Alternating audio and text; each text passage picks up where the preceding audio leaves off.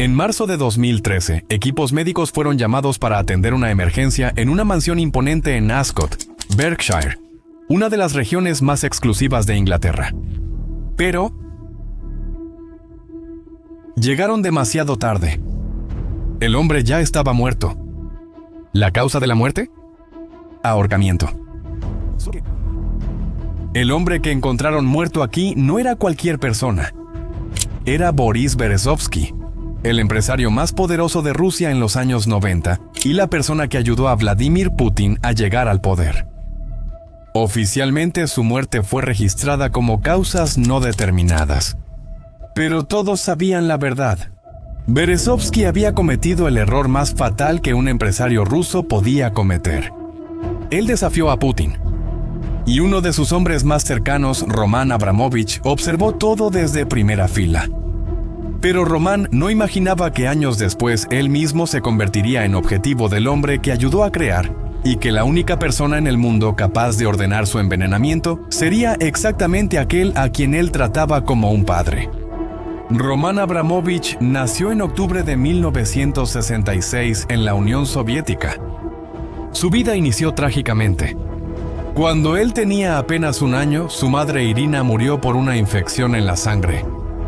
2 años después, a los 3 años, perdió a su padre, Aaron, que fue aplastado por una grúa en el trabajo. Huérfano antes de los 4 años de edad, Roman fue a vivir con parientes en el norte helado de Rusia. Esa infancia difícil forjó una personalidad rara, la de un sobreviviente nato. Alguien que aprendió temprano que, para triunfar en la vida, las reglas tenían que romperse. A los 16 años, Roman abandonó la escuela y empezó a vender llantas usadas. Durante el servicio militar obligatorio, él descubrió su verdadera vocación. Vendía gasolina robada a otras unidades del ejército. En la Unión Soviética, donde los negocios privados estaban prohibidos, Roman no se preocupaba por lo que estaba permitido por la ley o no. Cuando el gobierno soviético empezó a permitir algunos negocios privados, Roman aprovechó la oportunidad. Su primer negocio oficial fue una empresa que fabricaba juguetes de plástico, incluyendo patitos de hule. Puede parecer poco, pero en la Unión Soviética, donde los patitos de hule eran considerados un lujo, ese negocio daba mucho dinero. Pero Roman pronto se dio cuenta de que no pasaría la vida vendiendo juguetes. En 1992, a los 25 años, él hizo un golpe que lo cambiaría todo. Roman usó documentos falsos para robar un tren entero cargado con 55 vagones de combustible. Él detuvo el tren personalmente y le ordenó al conductor cambiar el destino. El valor del robo fue gigantesco, casi 4 millones de rublos. Y como era de esperarse, fue arrestado por eso. Pero aquí está el detalle más importante. El caso se cerró después de que la empresa fue misteriosamente compensada. Y con eso, Roman aprendió una lección crucial. En la nueva Rusia, los problemas con la ley podían resolverse si tenías suficiente dinero. Y ahora, necesito decirte algo. Ese pequeño golpe fue solo el comienzo. El verdadero salto en la vida de Roman ocurriría gracias a un hombre, Boris Berezovsky, el empresario más poderoso de Rusia en los años 90. Para que te des una idea, él tenía influencia directa sobre el presidente Boris Yeltsin. Cuando Roman lo conoció, alrededor de 1995, su vida cambió por completo. A través de Berezovsky, Roman llegó a lo que ellos llamaban la mesa de los adultos. El lugar donde se hacían los multimillonarios y las empresas del gobierno, se vendían a los amigos del poder. En esa nueva posición de ventaja, él creó un negocio que lo cambió todo. Un esquema llamado préstamos por acciones. Funciona así. El gobierno ruso se quedó sin dinero y necesitaba préstamos urgentes. A cambio, ofrecía acciones de las mejores empresas del país como garantía. Pero, por supuesto, las subastas eran falsas, organizadas para que el gobierno nunca pudiera pagar de vuelta. Así, los empresarios se quedaban con las empresas por un precio ridículamente bajo. Berezovsky y Roman usaron ese esquema para robar la gigante petrolera Sibneft. La jugada fue genial y sucia al mismo tiempo. Un ministro del gobierno ordenó que 137 millones de dólares de dinero público fueran transferidos a un banco específico que inmediatamente prestó ese dinero a Román. Estaban usando dinero público para robar empresas públicas. En la subasta falsa, Román y Berezovsky pagaron solo 100 millones de dólares cada uno por Sibneft. Pero la empresa valía al menos 2,7 mil millones de dólares en ese momento. En el año 2000, Sibneft ya facturaba 3 mil millones de dólares al año. Pero no pienses que Román salió ileso de esto.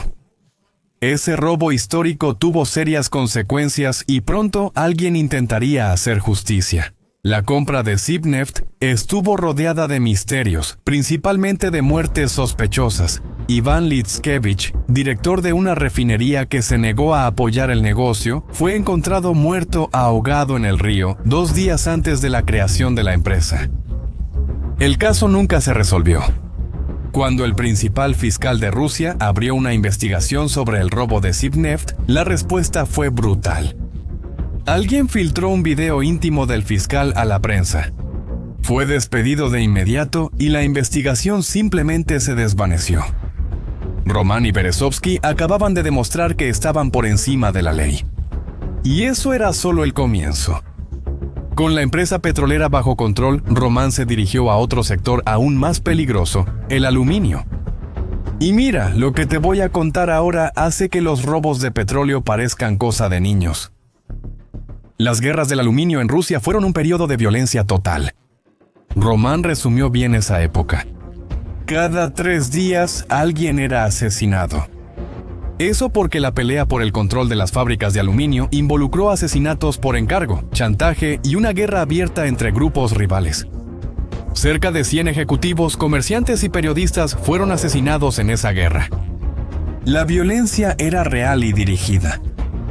Cualquiera que interfiriera en los negocios se convertía en objetivo.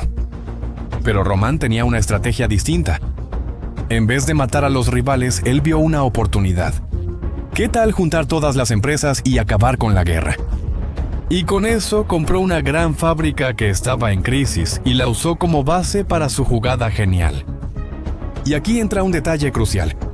Román usó la influencia política de alguien muy poderoso para convencer a su mayor rival de hacer un acuerdo de paz. ¿Y quieres saber de quién era esa influencia? De un hombre que se estaba convirtiendo en la persona más poderosa de Rusia. Vladimir Putin. Cuando Vladimir Putin llegó al poder en 1999, todo cambió en Rusia. Para Román fue el inicio de una relación que sería descrita como la de padre e hijo. Román no solo sobrevivió al cambio de gobierno, él ayudó a crear ese cambio. Él fue una de las primeras personas en recomendar a Putin al presidente Yeltsin como sucesor. Román también ayudó a formar el primer gobierno de Putin. En el año 2000, Román y su rival Deripaska hicieron un acuerdo histórico. Unieron sus empresas para crear Rusal, la tercera empresa de aluminio más grande del mundo. Con eso, pusieron fin a las sangrientas guerras del aluminio. Román tenía apenas 33 años y ya controlaba imperios del petróleo y del aluminio. Pero la mayor prueba de su posición especial llegó en 2005. Román vendió su parte de Sibneft de vuelta al gobierno. ¿El precio? 13 mil millones de dólares. Compara eso con lo que les pasó a otros empresarios ricos. Mikhail Jodorkovsky, que en ese momento era el hombre más rico de Rusia, lo perdió todo y fue encarcelado por 10 años porque desafió políticamente a Putin. Román, que siempre fue leal, fue recompensado. Él transformó una inversión de 100 millones en un pago de 13 mil millones, aprobado por el propio gobierno. Pero Putin tenía otros planes para su hijo adoptivo. En el año 2000, Román se convirtió en gobernador de Chukotka, una de las regiones más pobres de Rusia, en el extremo norte del país. Para muchos parecía extraño. ¿Por qué un multimillonario se mudaría a un lugar tan lejano y pobre? La respuesta a esa pregunta revela algo impresionante. ¿Cómo funciona la relación entre Putin y sus empresarios leales? El cargo fue una tarea asignada por el propio Putin. Una forma de Román de demostrar su lealtad usando su propia fortuna para resolver un problema del gobierno. Roman invirtió más de 2,5 mil millones de dólares de su propio bolsillo, construyó escuelas, hospitales, renovó la capital y triplicó los salarios locales. Cuando dejó el cargo en 2008, fue elegido para el Parlamento Regional con el 97% de los votos. Pero el proyecto más famoso de Roman para hacerse conocido en el mundo fue la compra del Chelsea Football Club en 2003. Él invirtió cientos de millones de libras, transformando al equipo en uno de los mejores del mundo. Roman también se hizo famoso por su vida lujosa.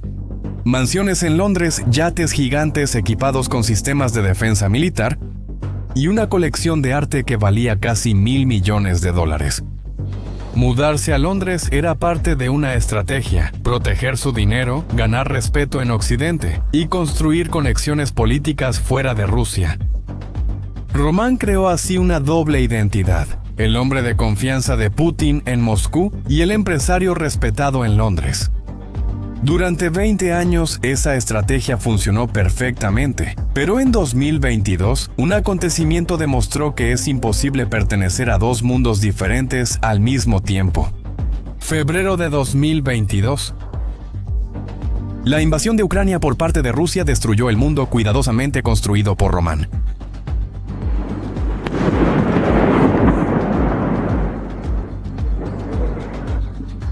Durante casi un mes, él vio a otros empresarios rusos perder yates y mansiones. Semana tras semana, él esperaba que su nombre apareciera en la lista de sanciones, pero eso simplemente no pasaba. Roman pronto elige su bando. Las autoridades ucranianas incluso lo buscaron para que actuara como negociador de paz. El presidente ucraniano Zelensky incluso le pidió personalmente al presidente estadounidense Biden que no aplicara sanciones contra Roman, creyendo que él podría ayudar en las negociaciones. Pero a los ojos de Putin, esa mediación fue vista como traición. Roman estaba actuando de forma independiente, tal vez para proteger su dinero en el extranjero. La situación de Roman se volvió bastante peligrosa la noche del 3 de marzo de 2022. Después de una reunión de negociación en Kiev, Roman y al menos 2 negociadores ucranianos se enfermaron gravemente. Los síntomas fueron aterradores: ojos rojos, piel descamada en la cara y las manos, y pérdida temporal de la visión. Roman quedó ciego por varias horas, fue llevado a Turquía para recibir tratamiento y se recuperó. Especialistas en armas químicas dijeron que los síntomas eran similares a los del envenenamiento por agentes químicos usados por el gobierno ruso. La dosis baja sugería que era una advertencia, no un intento de matar. El mensaje era claro: deja de actuar por tu cuenta. Menos de una semana después del envenenamiento, el gobierno británico impuso fuertes sanciones contra Roman. Todos sus bienes fueron congelados, se le prohibió viajar y nadie podía hacer negocios con él. El impacto fue inmediato. El Chelsea quedó paralizado.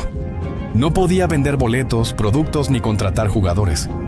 Roman fue obligado a vender el club que poseía desde hacía 19 años. La venta se realizó por 2,5 mil millones de libras. Pero aquí está el detalle más frustrante. Ese dinero sigue congelado en el Reino Unido hasta hoy. El gobierno británico quiere que el dinero se use solo para ayudar a Ucrania. Roman quiere que ayude a todas las víctimas de la guerra, incluidos los rusos. En los días previos a la invasión, Roman transfirió rápidamente $4,000 millones a sus 7 hijos, tratando de proteger parte de su fortuna. Las sanciones demostraron que todo el prestigio que compró en Occidente era frágil. En el momento en que la política internacional cambió, todo desapareció. Hoy, Roman Abramovich vive entre Estambul y Tel Aviv, ciudades que se han convertido en refugios para empresarios rusos. Su fortuna se redujo mucho y la mayor parte está congelada. Él lucha en la justicia para recuperar sus bienes. El envenenamiento en Kiev, bueno, fue un recordatorio brutal de que su antigua cercanía con el poder ya no lo protegería más. Y ahora, Roman se encuentra en una prisión dorada. Su historia revela una triste realidad en la Rusia de Putin. La riqueza no es un derecho adquirido. Es un privilegio que puede ser retirado en cualquier momento. ¿Y tú, qué opinas? ¿Roman Abramovich aún tiene posibilidades de recuperar su imperio y regresar al favor de Putin? ¿O crees que esta separación entre padre e hijo es definitiva? Deja tu opinión aquí en los comentarios. Si te gustó esta historia loca de poder, traición y miles de millones de dólares, suscríbete al canal y activa la campanita. Hasta el próximo video.